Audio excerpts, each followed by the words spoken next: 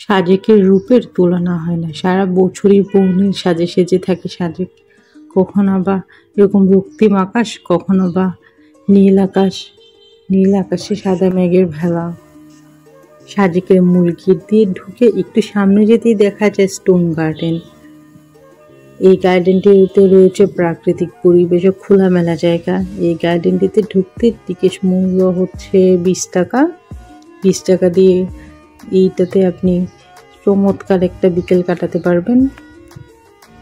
তো আমরা সাজেকে আজকে ভেবেছি দুপুর থেকে সন্ধে পর্যন্ত স্টোন গার্ডেনই কাটাবো। তো চলুন আজকে আপনাদেরকে আমি স্টোন গার্ডেনের ভ্রমণ সম্পর্কে বলবো। তো আমরা দুপুরে খেয়ে একটু রেডি হয়ে বের হয়ে গেলাম স্টোন গার্ডেনের উদ্দেশ্যে। তো সাজেক তো ছোট্ট জায়গা, বেশিক্ষণ লাগে না যেতে। তো আমরা রেডি হয়ে চলে গেলাম স্টোন গার্ডেন ঘোরার জন্যে। আর এখানে সূর্যাস্তটা এত সুন্দর, তো আজকে সূর্যাস্ত দেখবো আমরা সাজেকে। আর আমার আশপাশে যা দেখতে পাচ্ছেন সবগুলো হচ্ছে ছোট ছোট হোটেল, কটেজ।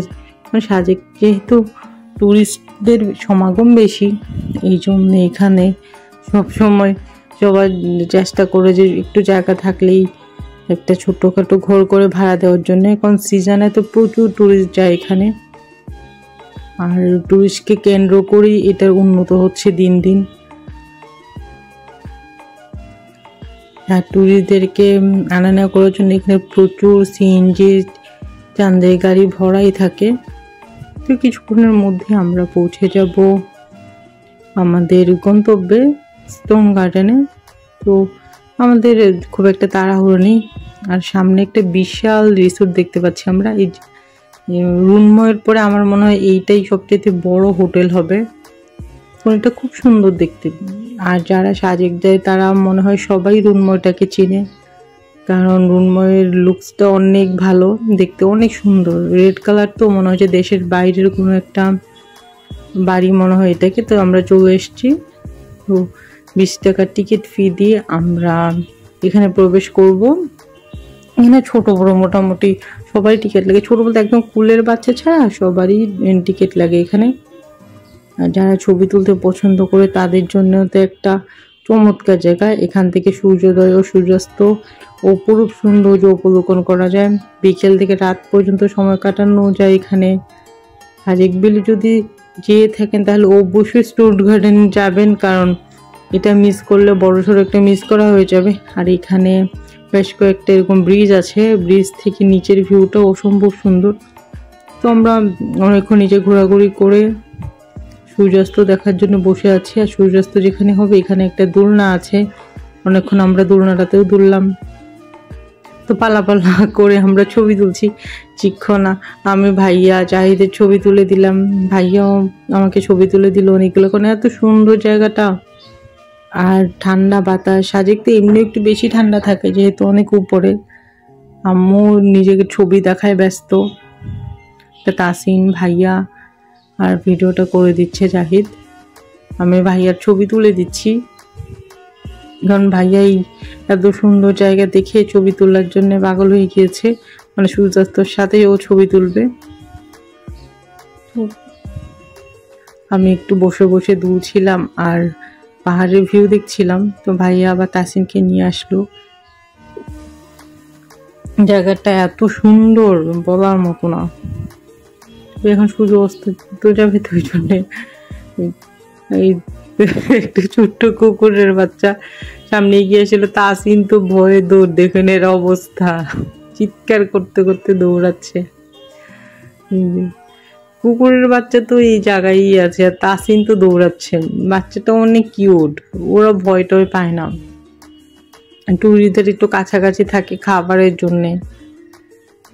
মেইনলি এখানে একটা বড় পাথর আছে, আর এই পাথরটাকে কেন্দ্র করে মোটামুটি স্টোন গার্ডেন আর আশপাশে কিছু স্টোন আর কি সাজিয়ে রাখা হয়েছে। আর বিশেষ করে জায়গাটা আমার ভালো লেগেছে এই সূর্যোদয় আর সূর্যাস্ত দেখার জন্যে। আমরা কিছুক্ষণ আগে এই বড় স্টোনটার উপরে ছিলাম, ওখান থেকেই মূলত আমরা ছবি তুলছিলাম।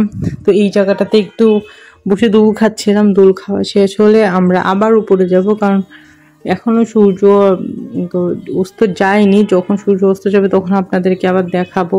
প্রথম যে ভিউটা দেখেছিলেন ওই ভিউটা দেখাবো। আর এখানে যেহেতু ডাস্ট কম, এই জন্য আকাশটা অনেক বেশি ক্লিয়ার। তো আমরা আজকে সকালে গিয়েছিলাম লুসাই গ্রামে। যদি সাজেক ভ্যালি যেয়ে থাকেন তাহলে অবশ্যই এই গ্রামেও যাবেন। পাহাড়ের উপরে লুসাই গ্রাম অবস্থিত। সাজেক ভ্যালির মধ্যে যে ট্রি হাউস রয়েছে তা শুধু এই গ্রামটিতেই পাওয়া যায়। এখানে 2-3 তলা এরকম ট্রি হাউস আছে, উপরে উঠে ছবি তুলতে পারবেন। আর এই ট্রি হাউসের উপর থেকে আপনি সাজেকের অনেক দূর পর্যন্ত দেখতে পারবেন। আর সাজেকে যেসব মানে আগে সংস্কৃতি আছে সেগুলো এই গ্রামে পালন করা হয়, মানে ওদের যে লোকাল কিছু সংস্কৃতি। আরও যেতে পারবেন কংলাক পাহাড়ে, মানে আমরা প্রথমে যে লুসাই গ্রামে, তারপরে যে কংলাক পাহাড়। সাজেক ভ্যালির সবচেয়ে উচ্চ পাহাড় হচ্ছে কংলাক। এই পাহাড়ের উচ্চতা প্রায় 1800 ফুট। এই পাহাড়টি সাজেক ইউনিয়নের বাঘাইছড়ি গ্রামে কংলাক পাড়ায় অবস্থিত। এই পাড়াটিতে রয়েছে একটি ঝর্ণা, ঝর্ণাটির নাম হচ্ছে কংলাক ঝর্ণা। এই পাহাড়ে রয়েছে জুম চাষে বিখ্যাত একটি উপার্জনের উৎস। তো এখানে যারা বসবাস করে এরা জুম চাষ করেই মূলত ওদের জীবিকা নির্বাহ করার, এইটা এইখানেই একটা মোটামুটি বিখ্যাত প্রফেশন, সবাই জুম চাষ করে। তো আমরা অপেক্ষা করতে করতে একদমই চলে আসলাম সূর্যোদয়ের যে মোমেন্ট, সেখানে আস্তে আস্তে করে অস্ত যাচ্ছে। আর আমাদের তো ভালো লাগা কাজ করছি। অসম্ভব সুন্দর একটা সন্ধ্যা ইনশাল্লাহ আমরা কাটাবো, আর কাটাচ্ছি অলরেডি।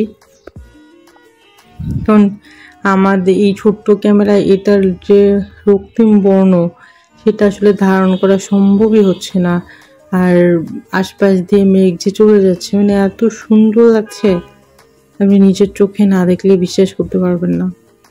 চমৎকার একটা অনুভূতি হচ্ছে আমাদের। আমরা অপেক্ষা করতে থাকবো এখানে একদমই অস্ত যাওয়া পর্যন্ত। আস্তে আস্তে আস্তে আস্তে ছোট হয়ে যাচ্ছে। মানে আমরা চুপচাপ এখানে বসে আছি, কিন্তু কালারটা দেখুন, আমাদের আসলে ক্যামেরার লেন্স মনে হয় না এটা সৌন্দর্য ধারণ করতে পারছে। কি অদ্ভুত সুন্দর। আমরা বিভিন্ন ওয়ালপেপারে যে ছবিগুলো দেখি ঠিক এইরকম একটা ছবি এখানে। আস্তে আস্তে সূর্য ঢাকা পড়ে যাচ্ছে, কিছুক্ষণ আগে বেশি লাল ছিল, আস্তে আস্তে মানে সূর্য ডুবছে কিন্তু আবার একটু একটু আলো আলো আছে। একদিকে সূর্য ডুবে যাচ্ছে, আর আগের মতো রৌদ্র উজ্জ্বল আর নেই, কারণ আলো অনেকটাই কমে গিয়েছে। আস্তে আস্তে অন্ধকার হয়ে যাবে। ওই যে দেখতে পাচ্ছেন আপনারা, মানে একদিকে সূর্যের আলোর জন্য কমে গিয়েছে, অন্যদিকে আবার কিছুটা লাইটিং থাকার জন্য আলোকিত লাগছে। তবে যাই বলেন, ভিউটা এত সুন্দর। আমার লাইফে যে কয়টা ভালো সন্ধ্যা কাটিয়েছি তার মধ্যে এটাও একটা। আরেকটা সূর্যোদয় ছিল আমার দার্জিলিংয়ের যে টাইগার হিল আছে, টাইগার হিল থেকে যে সূর্যোদয় দেখা, ওইটার অনুভূতিটা অনেক ভালো ছিল। আজকে আরেকটা চমৎকার সুন্দর সূর্যাস্ত দেখলাম।